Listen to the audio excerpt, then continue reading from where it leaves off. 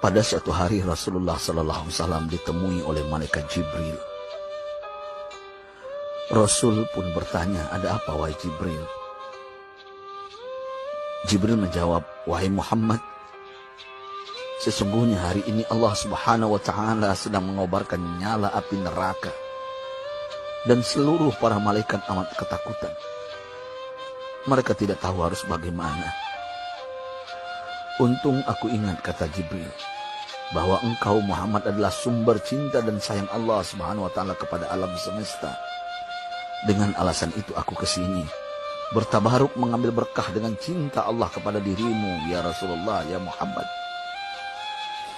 Rasulullah terdiam beberapa saat, kemudian bertanya lagi, wahai Jibril, ceritakan padaku bagaimana neraka itu sesungguhnya. Jibril menjawab, wahai Muhammad, neraka itu bagaikan lubang-lubang yang terdiri dari 7 tingkat. Jarak antara satu lubang dengan yang lain ialah perjalanan 70 tahun. Lubang paling bawah adalah lubang yang paling panas. Nabi SAW meneruskan pertanyaannya, lalu siapakah penghuni lubang-lubang neraka itu, wahai Jibril?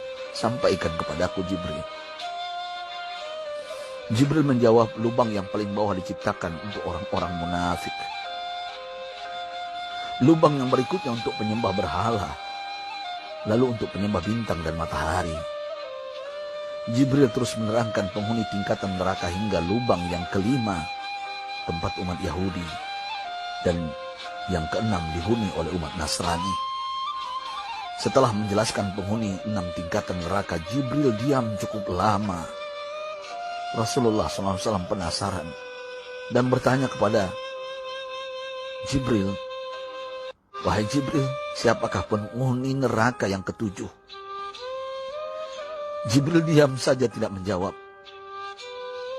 Rasulullah SAW mengulangi pertanyaannya, tapi Jibril tetap diam. Rasulullah tambah penasaran dan mendesak Jibril agar dijawab pertanyaannya. Akhirnya Jibril pun berkata, umatmu wahai Muhammad, mereka itu para pelaku dosa besar di kalangan umatmu, yang dimana sampai mereka mati belum sempat bertaubat. Mendengar jawaban Jibril, Rasulullah langsung jatuh pingsan. Jibril merangkulnya dan meletakkan tubuh baginda di atas pangkuannya. Tak berapa lama Rasulullah SAW sadar dan langsung menangis bersimbah air mata dengan terisak-isak. Rasulullah mempertegas pertanyaannya, wahai Jibril, apakah benar ada di antara umatku yang masuk neraka? Jibril menjawab, benar wahai Muhammad, pelaku dosa besar di antara umatmu yang belum bertaubat. Setelah itu Rasulullah menghadap kiblat dan sujud kepada Allah dalam isak tangisnya.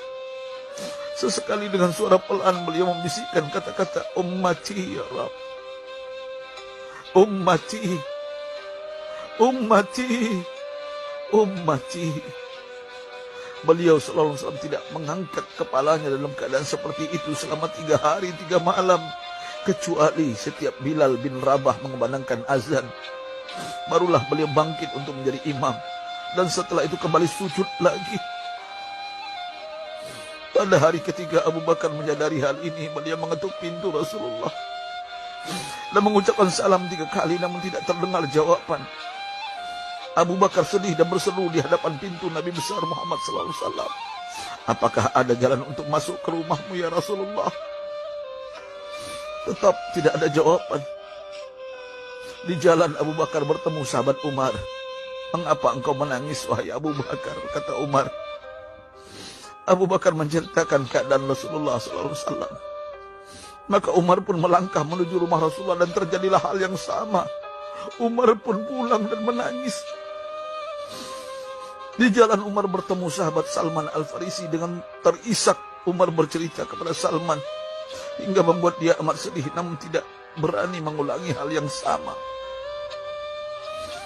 Salman melangkah menuju rumah Fatimah radhiyallahu anha dan menceritakan hal itu. Setengah berlari Fatimah menuju rumah ayah tercinta dan mengetuk pintu sambil mengucapkan salam. Mendengar suara lembut putri tercinta, sejuklah dada Rasulullah. Beliau bangkit dari sujud dan membuka pintu. Alangkah terkejutnya Fatimah melihat Rasulullah, ayah tercinta, amat kurus dan pucat. Fatimah memeluknya lalu menangis. Wahai ayah, apa yang terjadi? Mengapa engkau amat sedih seperti ini? Rasulullah kembali menangis dan berkata dengan suara lirih, wahai Fatimah, belahan jiwaku, bagaimana mungkin aku tidak sedih sedangkan Jibril mengatakan akan ada kelak umatku yang akan masuk neraka. Subhanallah, betapa besar cinta Rasulullah kepada kita umatnya. Sahabatku, Rasulullah mencintai kita. Antaman ma'aman ahbabta, engkau akan berkumpul dengan orang yang kau cintai. Mari kita mencintai baginda Nabi besar Muhammad SAW yang mencintai kita, umat yang tidak rela kita masuk neraka. Mari kita mencintai beliau dengan berselawat. Sahabatku, sampaikan, Rasul mengajarkan kepada kita, mandalla ala khairin falau mislu ajri fa'ilin.